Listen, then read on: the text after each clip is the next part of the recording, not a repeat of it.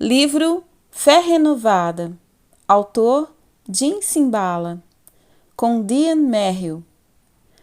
Narrado por Valquíria em nosso canal Declarando Vida. Capítulo 1. Propriedade roubada. Vivo numa cidade em que o roubo é uma constante. Na Avenida Flitzbush, onde fica a nossa igreja, furtos de carros são um acontecimento cotidiano.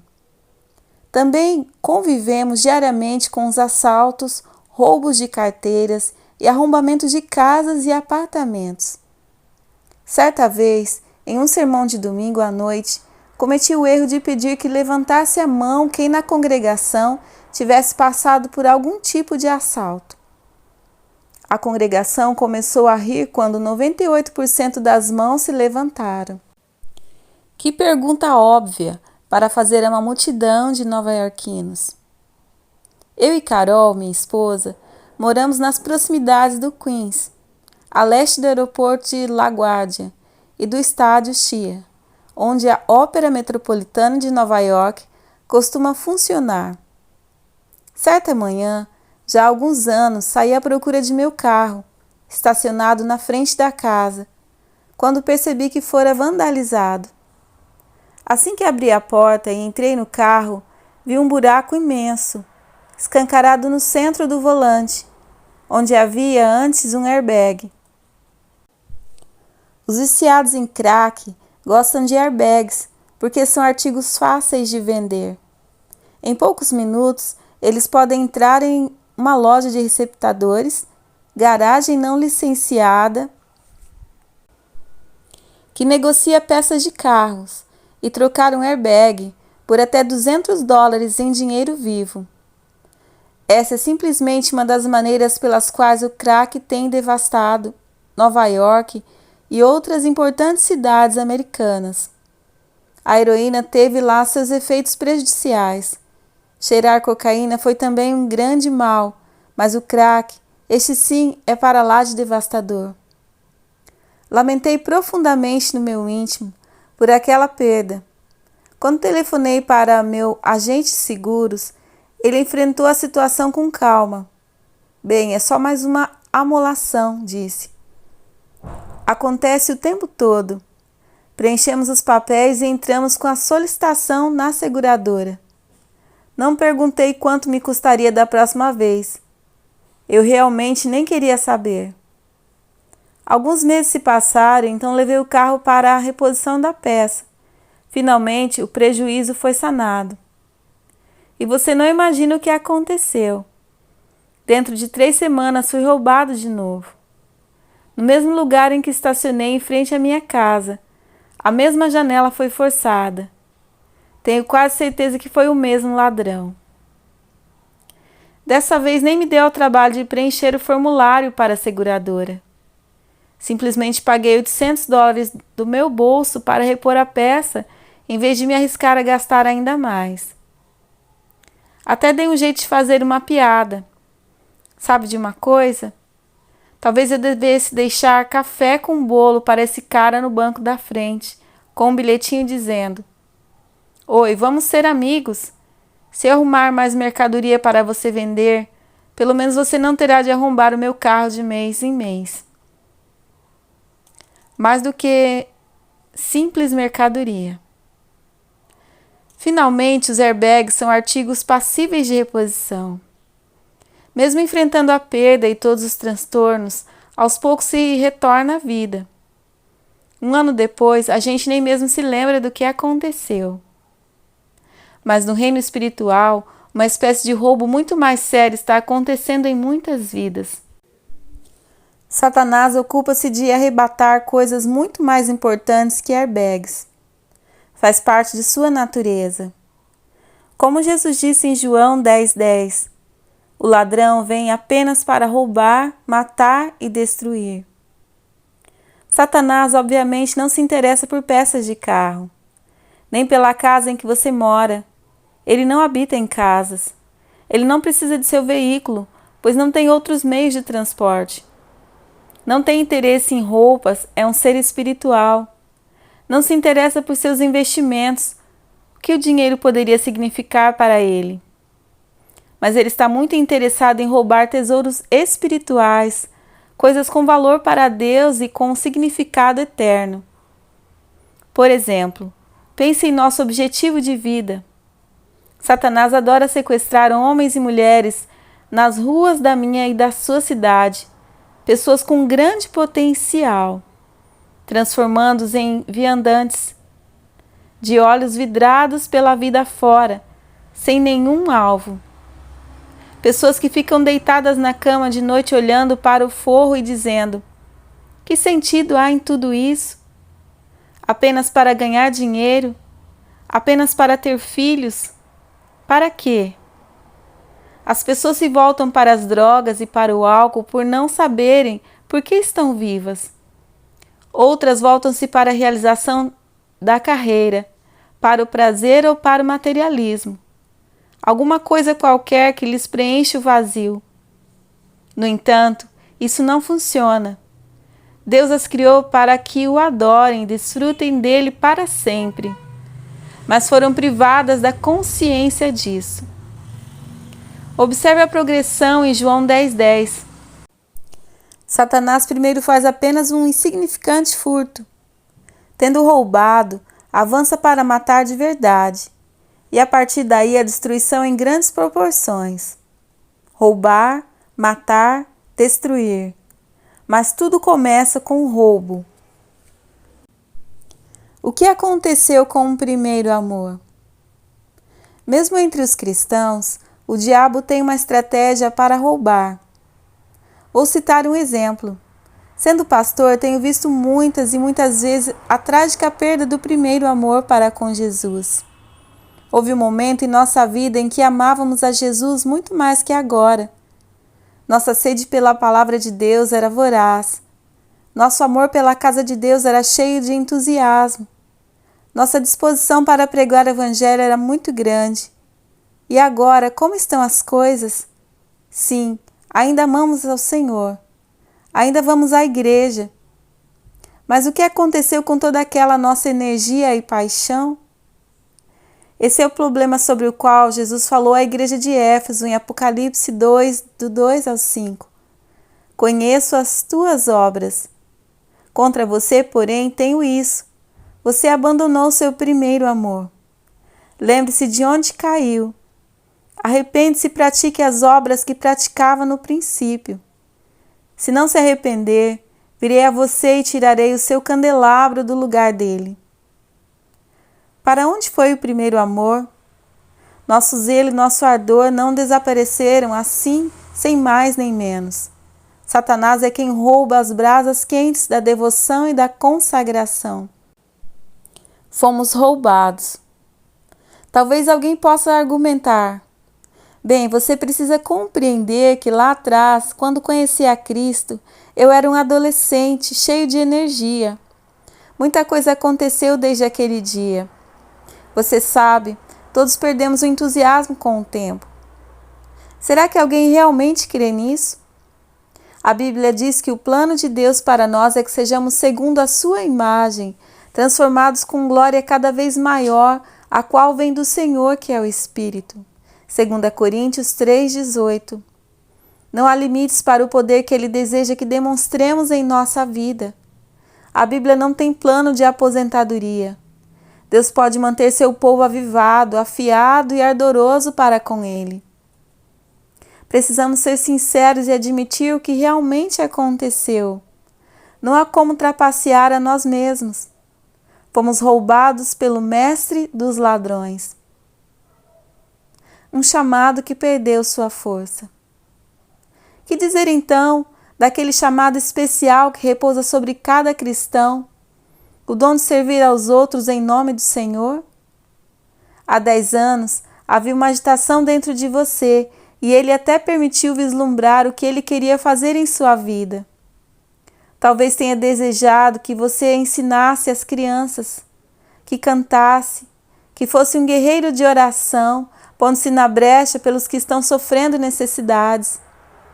Talvez houvesse até mesmo uma inclinação para o campo missionário gerada pelo próprio Espírito Santo. Mas então você ficou desanimado. Alguém o frustrou. Alguma coisa azedou em sua igreja. Você tentou 1 ou 2 vezes, mas alguém o criticou. Logo o sonho se desfez e o chamado já não era tão concreto. Toda a inspiração que você sentia desapareceu. Às vezes encontro pastores nessas condições só com a carcaça do que eram, mas completamente vazios, com toda a energia esgotada. Passaram a ser movidos exclusivamente pelas exigências do ministério. É comum imaginar que isso aconteça principalmente por causa das muitas frustrações que os ministros enfrentam e pelas agendas superlotadas, que os conduzem ao esgotamento. Mas, na verdade, essas são apenas 2 estratégias que Satanás utiliza contra os pastores que apacentam o rebanho de Deus. Ele tem muitas outras ainda. Há alguns anos conheci um homem que realmente parecia sincero e trabalhava incansavelmente para edificar a congregação de uma importante cidade. A bênção de Deus sobre suas pregações era inegável. A igreja começou a florescer. Alguns anos depois fui assistir a um dos seus cultos. Algo havia flagrantemente mudado. O pastor passara a acreditar de alguma forma que era especial. Agora os holofotes estavam mais direcionados para ele do que para Jesus Cristo. Tragicamente, o mensageiro havia se tornado maior que a mensagem. Conversamos depois e ele me perguntou sem rodeios o que eu havia sentido quanto à direção de sua igreja. Eu incentivei quanto pude, mas depois acrescentei: lembre-se, meu amigo, não dê tanta importância a você mesmo. Trata-se da obra do Espírito de Deus na vida das pessoas para atraí-las a Jesus. Fomos simplesmente chamados para servi-las. Pregue a palavra com fidelidade e desapareça de cena, para que Deus receba todo o louvor. Ele não se mostrou muito entusiasmado com o que disse por último. Sua pequena fama pareceu subir-lhe rapidamente à cabeça, e logo a simplicidade, a sinceridade e a fé pueril que haviam caracterizado seus primeiros esforços para com Deus foram substituídas por uma exibição afetada e uma aparência de indefectibilidade muito destrutivas para a causa de Cristo. A pregação eficaz daquele homem e o fruto espiritual rapidamente desapareceram. Para onde você acha que foram? Algo muito precioso foi roubado ao longo do caminho. O diabo está sempre nos roubando algo com que Deus nos abençoou. Quando obtém sucesso, os dons espirituais parecem desvanecer-se e as coisas materiais ocupam nossa atenção 24 horas do dia. Roubos domésticos. Pense no casamento. As pesquisas mais recentes de George Byrne mostram que nos Estados Unidos a porcentagem de divórcios entre cristãos é quase igual à da população em geral. Se eu fosse ateu ou agnóstico, diria: vejam só, por que Jesus não consegue fazer com que vocês dois entrem num acordo? Não disseram que ele era tão maravilhoso? Por que os casais cristãos estão se separando? Seria porque não deveriam ter se casado? Ou porque vieram de lares desorganizados e cheios de maus exemplos? Certamente não é isso só. O ladrão vem para roubar. Na verdade, Satanás pretende realmente destruir meu casamento com Carol, embora estejamos servindo lado a lado no ministério há mais de 25 anos. São realidades da guerra espiritual. Apenas o poder de Cristo pode nos manter juntos como Deus planejou, dando-nos vitória sobre o poder destruidor de Satanás. Nenhum ministro sincero do Evangelho poderá negar o fato de que o diabo já fez consideráveis ataques contra o seu casamento. Geralmente não se fala disso em público, mas muitas lágrimas são derramadas em oração a Deus quando os servos sinceros do Senhor lutam contra as forças demoníacas dispostas a roubar seu casamento, sua credibilidade e eficácia. E nossos filhos e netos? Um dia foram dedicados a Deus no altar. Pusemos-nos diante do pastor e dissemos com toda sinceridade: ó Deus, essa criancinha te pertence. Mas alguma coisa aconteceu nos anos seguintes. Agora jovem, ela não está vivendo para Deus, nem adianta fazer de conta que está. Não vamos fechar os olhos e imaginar o contrário, antes de ver o que apenas Deus pode fazer. Temos de diagnosticar espiritualmente o que de fato está acontecendo ao nosso redor. Negar a realidade não faz parte da verdadeira vida cristã. Em primeiro lugar, onde foi parar a fé? No centro de todas essas perdas que mencionei está o ladrão silencioso do elemento primordial de nossa caminhada espiritual, a nossa fé. O que é a fé? É a total dependência de Deus que passa a ser sobrenatural quando em operação. As pessoas com fé desenvolvem uma espécie de segunda visão. Enxergam além das circunstâncias. Veem a Deus bem ao seu lado. Podem prová-lo? Não. Mas pela fé sabem que apesar disso Ele está presente. Sem fé, diz Hebreus 11:6, é impossível agradar a Deus. Nada mais tem importância se faltar a fé. Não há outro fundamento para a vida cristã, por mais esforço e energia despendidos. Nada mais toca o coração do Pai do que quando seus filhos simplesmente confiam nele de todo o coração. Conheci pessoas que antes oravam por tudo e por qualquer coisa. Até mesmo se perdessem os óculos, oravam para encontrá-los. E espantosamente os óculos apareciam. Agora as mesmas pessoas parecem não crer que Deus possa fazer muita coisa. Elas ainda recitam a profissão de fé padronizada. Sim, eu tenho fé no Deus que responde às orações. Mas aquela vibrante confiança e aquelas expectativas não existem mais. Não dizem: venha cá, vamos resolver esse problema em nome do Senhor. Foram roubadas. Há uma história que passa despercebida no final de 1 Samuel, mas trata dessa questão em detalhes notáveis. É um dos pontos baixos da montanha-russa da vida de Davi. O jovem vencedor do gigante Golias está agora fugindo do rei Saul. Tantas ameaças, tantos encontros inesperados, e ele finalmente vai morar entre os filisteus durante 1 ano, pois não encontrava mais lugar para se esconder em Israel. Davi tinha o seu próprio exército, pequeno, com 600 homens, além de mulheres e crianças. Ele se estabeleceu em um local chamado Ziclag. Quando os filisteus decidiram lutar contra Israel, deixaram Davi em verdadeira dificuldade. Ele era um lutador, naturalmente, um guerreiro, por isso se aliou ao rei Aques. Mas os generais filisteus o perceberam e disseram ao seu rei: o que Davi acha que está fazendo? Por quê? O que você quer dizer com isso? Ele é o famoso genro do rei Saul, certo? De maneira nenhuma irá conosco nesta campanha. Aques tentou defender a lealdade de Davi, mas não conseguiu. Os generais disseram: veja, você não conhece aquela canção que todo Israel anda cantando? Saul matou milhares, e Davi 10 milhares? Por algum desses 10 milhares fomos nós. Definitivamente ele não irá à batalha conosco. Então Davi e seu exército foram mandados para casa. Quando se aproximaram de Ziclag, perceberam fumaça no horizonte. Apressaram-se e logo descobriram algo terrível. Todas as esposas, todos os filhos, todas as filhas, todas as vacas, todos os cordeiros haviam desaparecido. Alguém fizera um assalto de surpresa, queimando a cidade e sequestrando tudo.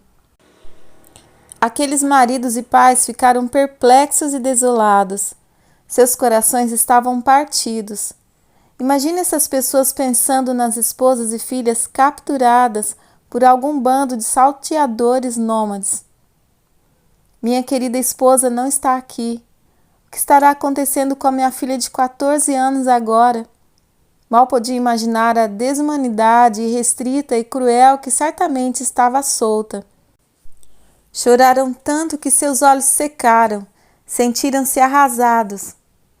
A família de Davi também se fora. Tudo estava perdido.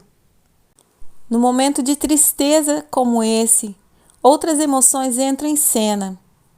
A ira e o ressentimento borbulham. Quando as pessoas não conseguem lidar com o desespero do momento, geralmente se voltam para os que têm autoridade. Não suportam a dor, por isso reclamam. Os homens de Davi começaram a falar. O que estávamos fazendo? De quem foi a brilhante ideia de nos juntarmos ao exército dos filisteus? Deveríamos estar tomando conta de nossas famílias. Vamos apedrejar Davi por isso. Então aparece essa maravilhosa frase em 1 Samuel 36. Davi, porém, fortaleceu-se no Senhor, o seu Deus. Quando o chão de sua vida parecia desabar, deve ter procurado um lugar sossegado, tentando refazer-se diante de Deus. Não importa quanto tempo, não importa o que esteja desmoronando ao seu redor, não importa quem o rejeite ou quem o calunie, Deus é capaz de encorajar você. Ele vai ajudá-lo a suportar todas as coisas. Vai fortalecê-lo lá no fundo do seu coração em um lugar que ninguém mais pode alcançar.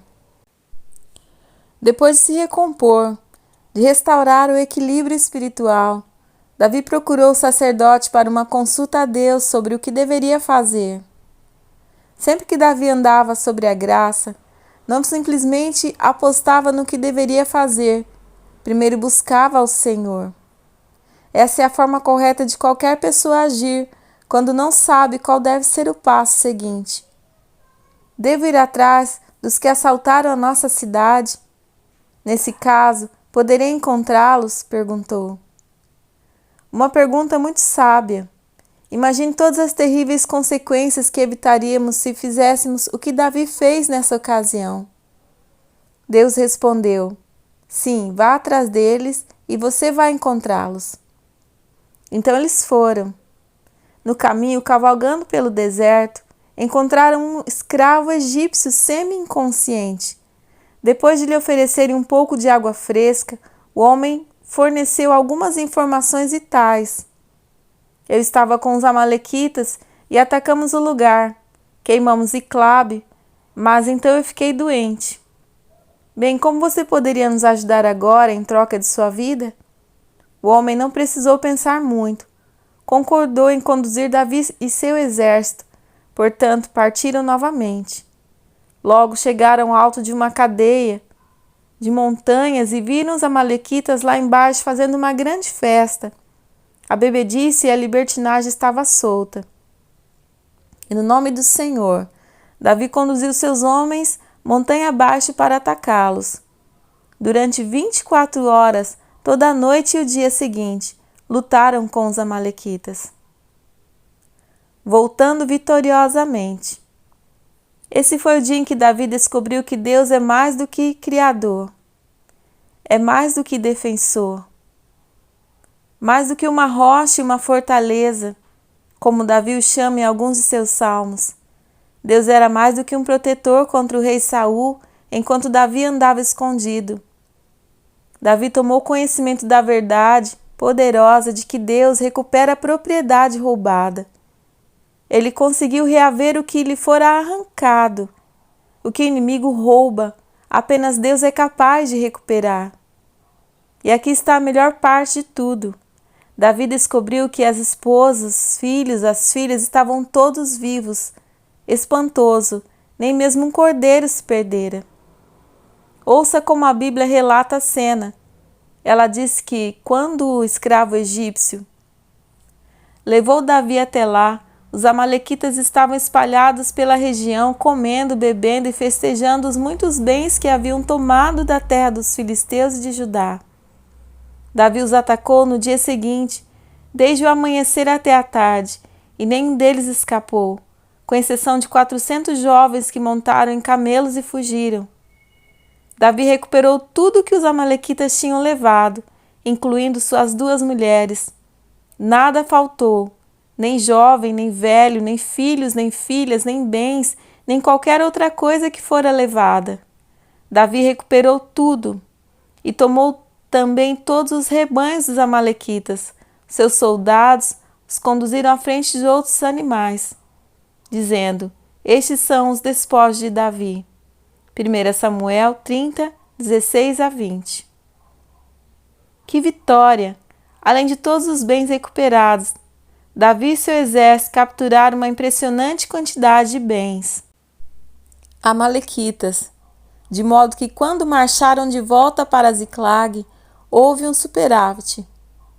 Todos estavam louvando a Deus, exclamavam: vejam o que Deus nos deu. Voltaram com mais do que tinham perdido. Por que estou contando essa história pouco conhecida do Antigo Testamento? Para chegar a essa conclusão fundamental. Davi e seus homens chegaram ao momento em que resolveram levantar-se e sair em busca da propriedade roubada.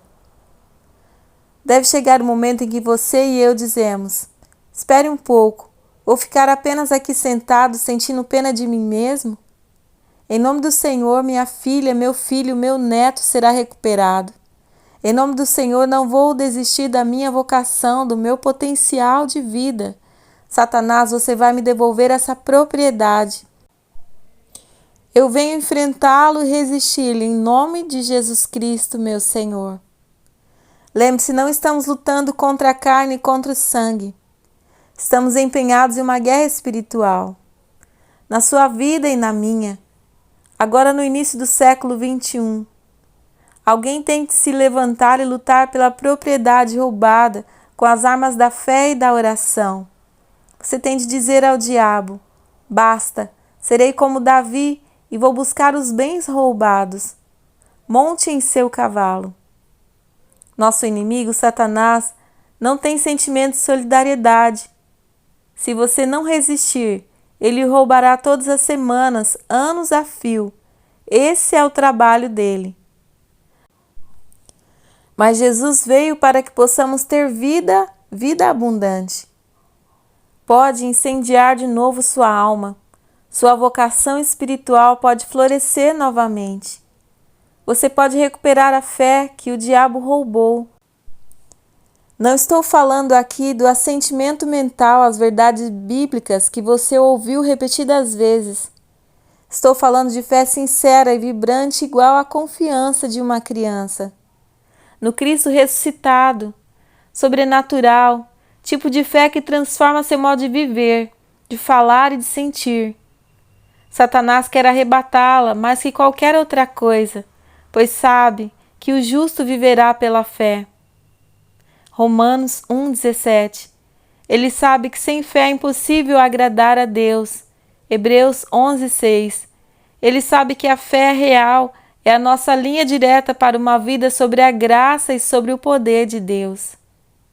Se ele pode interromper a conexão da fé, obtém uma tremenda vitória. Ele sabe que sem fé viva, a oração, como força em nossa vida, será extinta. Logo ficaremos passando mecanicamente pelas formalidades externas da religião, enquanto deixamos de experimentar o poder de Deus. Mas Deus pode renovar a fé em nossas almas quando lhe pedimos. Ele renova a fé em nós por meio de sua palavra, como declara Romanos 10,17. A fé vem por se ouvir a mensagem, e a mensagem é ouvida mediante a palavra de Cristo. Nada é impossível para Deus. Na verdade, você verá que Deus recuperará além do que foi perdido, exatamente como Davi. É o que a Bíblia promete quando diz que podemos ser mais que vencedores, por meio daquele que nos amou. Romanos 8,37. A única pergunta a fazer é a seguinte: você e eu realmente cremos que Deus vai recuperar a nossa propriedade perdida? Ou pensamos que a nossa situação é muito mais difícil para Ele?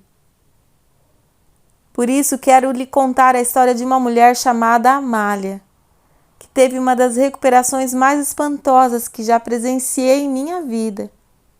Por mais profundamente que você tenha sido espoliado e saqueado em sua vida pessoal, talvez não tenha experimentado semelhantes traumas, mas a experiência dela prova como o poder de Deus pode inverter tudo.